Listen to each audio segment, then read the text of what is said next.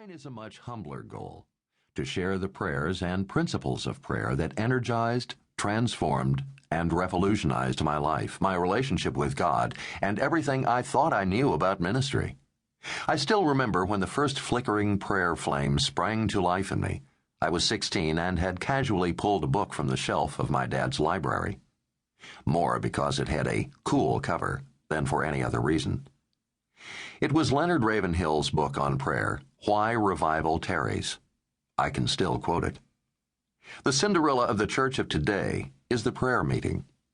This handmaid of the Lord is unloved and unwooed because she is not dripping with the pearls of intellectualism, nor glamorous with the silks of philosophy. Neither is she enchanting with the tiara of psychology. She wears the homespuns of sincerity and humility, and so is not afraid to kneel.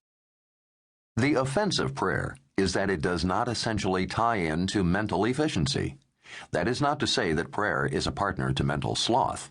In these days, efficiency is at a premium. Prayer is conditioned by one thing alone, and that is spirituality.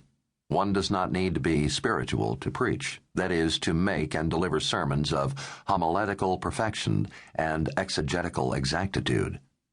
By a combination of memory, knowledge, ambition, personality, plus well-lined bookshelves, self-confidence, and a sense of having arrived, brother, the pulpit is yours almost anywhere these days.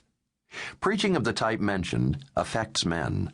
Prayer affects God. Preaching affects time. Prayer affects eternity. The pulpit can be a shop window to display our talents. The closet speaks death to display.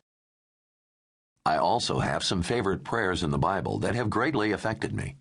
Moses' prayer to see God's glory, Elijah's pointed and powerful prayers, David's passionate pursuit of the presence of God and his heartbroken plea to be back where I was with you, before the sin with Bathsheba.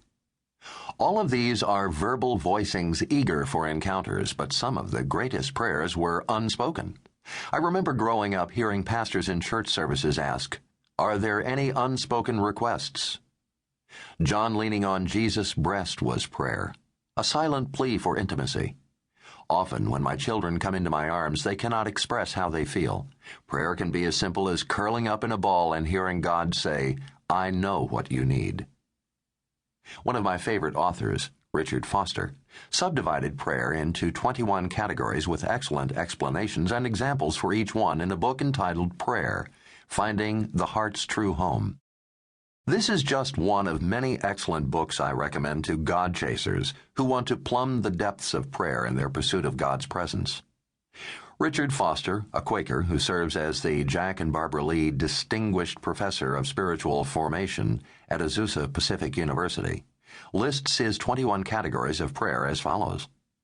Simple prayer, prayer of the forsaken, the prayer of examination, the prayer of tears, the prayer of relinquishment, formation prayer, covenant prayer, the prayer of adoration, the prayer of rest, sacramental prayer, unceasing prayer, the prayer of the heart, meditative prayer, contemplative prayer, praying the ordinary, petitionary prayer, intercessory prayer, healing prayer, the prayer of suffering, authoritative prayer, and radical prayer. But the most common approach to describing prayer follows a simpler path and views it through 7 simple categories based on the 7 segments of the Lord's Prayer. Jesus simplified things even further and divided prayer into 2 categories when he said, 2 men went up to the temple to pray, one a Pharisee and the other a tax collector. He described the first prayer category this way.